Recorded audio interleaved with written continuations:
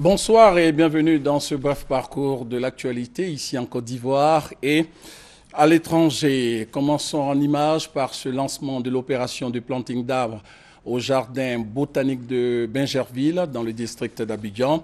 Opération lancée officiellement par le chef de l'État, le président Alassane Ouattara, en présence du Premier ministre Daniel Kablan Duncan, en présence également d'autorités politiques et administratives du pays. Cette opération de reboisement s'inscrit dans le cadre de l'opération « Je plante un arbre pour une Côte d'Ivoire plus verte ».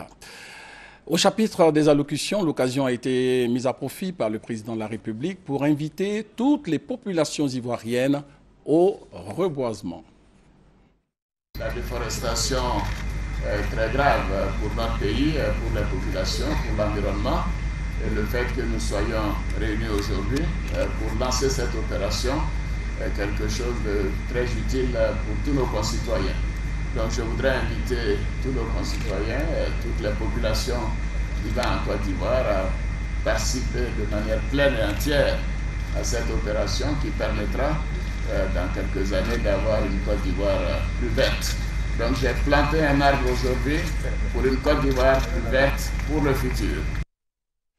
Compte rendu complet à 20 h. L'actualité dans l'environnement des affaires en Afrique, c'est aussi la révision des actes uniformes de l'OHADA, l'Organisation pour l'harmonisation en Afrique du droit des affaires. Bien d'autres préoccupations seront débattues au cours de cette 39e session du Conseil des ministres de l'OHADA, ouverte ce matin à Yamoussoukro.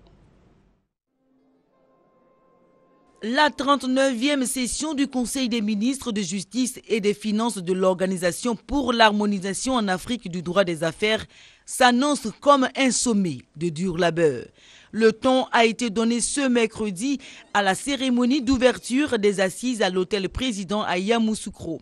Le secrétaire permanent de l'OHADA, dans son allocution, a vite fait d'énumérer les sujets d'actualité qui attendent les ministres, de l'actualisation des actes uniformes en vigueur à l'informatisation des registres de commerce et du crédit immobilier.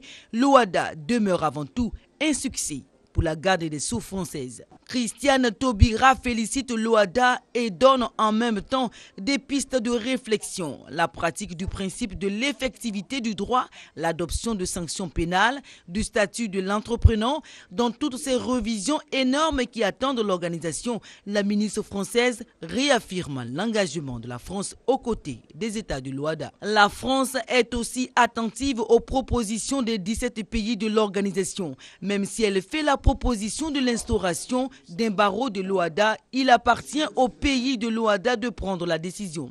Daniel Kablan Duncan, le Premier ministre ivoirien, a dans son intervention encouragé les ministres et experts au travail.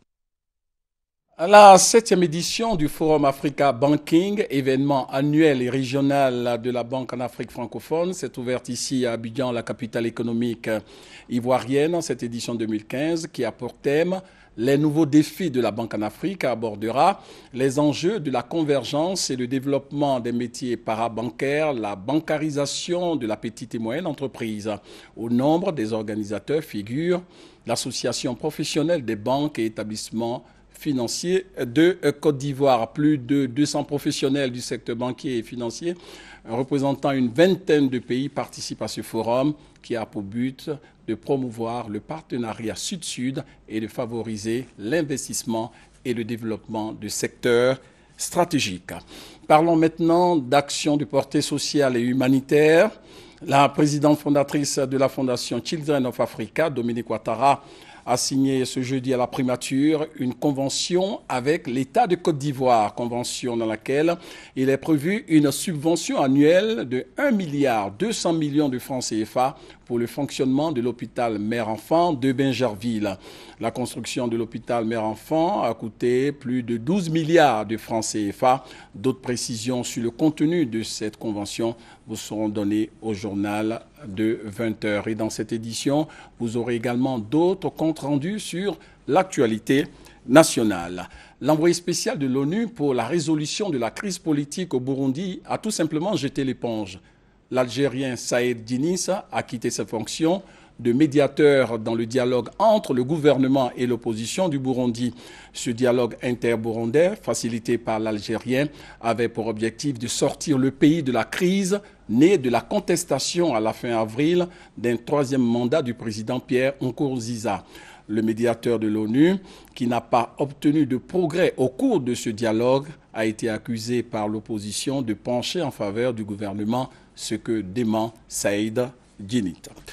Fin de ce flash, on se retrouve à 20h à suivre dans cette édition le dossier du jeudi consacré aujourd'hui à la situation que traversent les ferrailleurs de la commune d'Adjamé. Pourquoi n'ont-ils pas été encore relocalisés après leur déguerpissement? La réponse dans le dossier du 20h.